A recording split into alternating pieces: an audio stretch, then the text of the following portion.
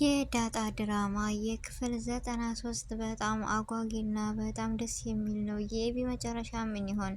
ኤቢ ዛሬም የተጨነቀችው ለውድ አባቷ ሳይሆን ለራሷና ለራሷ ብቻና ብቻ ነው። አቶ ደረጀ ደግሞ የማርታን እንደዚህ ብሎ እየጠየቃት ምን አስቦ ነው? እውነት ለእኔ ታስባለች ወይንስ ራሷን ታወጣለች የሚለውን ሊወስድ ይመስለኛል። እንደውም ዳጣና ናታን ዘበኛው የሰራቸው ስራ ምን ይሆን መጨረሻውን?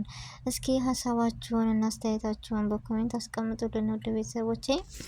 አሰላሙ አለይኩም ወራህመቱላሂ ወበረካቱሁ። ውድና የተከበራችሁ ወደ ቻናል የተከታታዮች ቤተሰብ እንዴት ናችሁ? ደህና ናችሁ ወይ? ከኔ ጋር አለሁ አልሐምዱሊላህ። እንደውም ውድ ኢትዮጵያውያኖች በያላችሁበት ሰላማችሁ ይብዛ። ከብዙ መጥፋት በኋላ ዛሬ ተከስቻለሁ በዳጣ ድራማ የክፍል 93ን ይዤ እና ቤተሰቦቼ ኢንሻአላህ ካሁን በኋላ አልጠፋም፣ ብቅ ብቅ እላለሁኝ። ያው ነባር ቤተሰቦችም እንደምታበረታቱኝ እንደተለመደው ተስፋ አለኝ። አዲስ የሆናችሁ ደግሞ ሰብስክራይብ ያደረጋችሁ አበረታቱኝ ውድ ቤተሰቦች። በአዲስ ቪዲዮና በምትፈልጉት ቪዲዮ በኮሜንት ላይ አሳውቁኝ። ብቅ ብቅ እላለሁ ኢንሻአላህ እና አዳዲስ ነገሮችን ወደ እናንተ አቀርባለሁ። ዛሬ የመጣሁበት አንድ ደስ የሚል እና በዳጣ ድራማ ከሁሉም የምወደው ዳጣ ድራማ አስተማሪና እጅግ ደስ የሚል ድራማ ነው ውድ ቤተሰቦቼ። የህይወትን ታሪክ እንዲሁም ክፉነት ወይም ደግነትን ብቻ የአንድ ቀን ጸጸት ወይም የአንድ ቀን ስህተት ብዙ መስዋዕት እንደሚያስከፍል ብዙ ነገሮችን የያዘና ያስተማረ ነው ቤተሰቦቼ። ሁላችሁም ይህን ቪዲዮ ከወደዳችሁት ላይክ እና ሼር ሰብስክራይብ ያደረጋችሁ እንደምታበረታቱኝ ሀሳባችሁን በኮሜንት እንደምትገልጹልኝ ተስፋ አለኝ ውድ ቤተሰቦች። እስከ መጨረሻው አብራችሁን ቆዩ።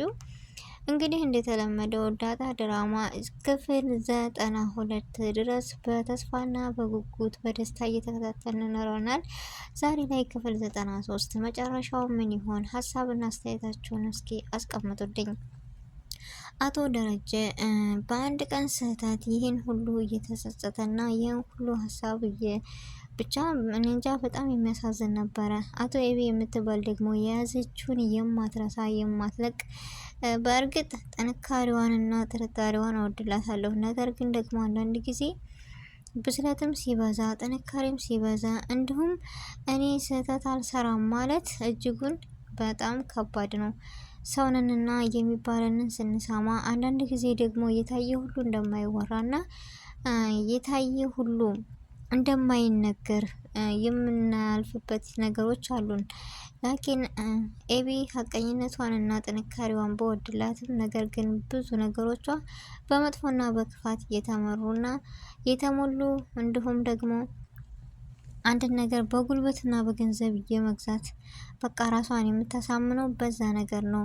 ስለዚህ አቶ ደረጀ እንዳያችሁት ኤቢ እኔን ትመርጣለች ወይስ ራሷን አሳልፋ ትሰጣለች የሚለው ነበር። ነገር ግን ኤቢ ዛሬም ራሷን ወደ መጥፎ ነገር እንዳትወስድ እንጂ ለአባቷ አልተጸጸተችም።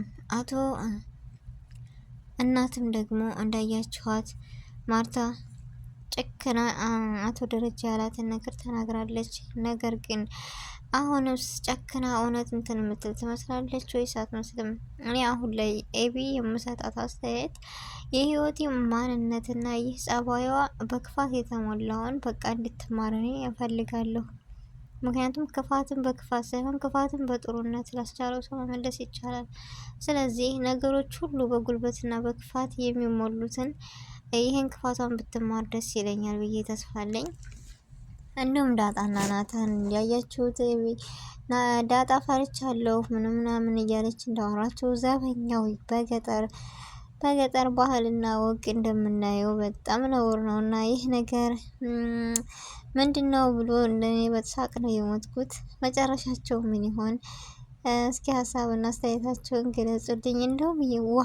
እንደውም በቃ እውነትም ውሃና ጓደኛዋ በጣም ነው ዘና የሚያደርጉት። የዋህና ንጹህ ናቸው። እጅግ ደስ የሚሉ ልጆች ናቸው ቤተሰቦቼ። እና ምን ትላላችሁ? እንደዚህ እየተጫወቱ የልጅነት አለ አይደለ በድንጋይ ወርውራ ስትመታት እጅግ ነው የሳኮት። እኔ አለ አይደል ምን ብዬ እንገራችሁ? የልጅነት ማንነት ነው ያሳየችን። ብቻ ደስ ይላል። እና ቤተሰቦች እናንተንም አስተያየት እስኪ አስቀምጡልኝ። ሁላችሁም ያላችሁን አስተያየትና ሀሳብ አስቀምጡልኝ። ሁላችሁም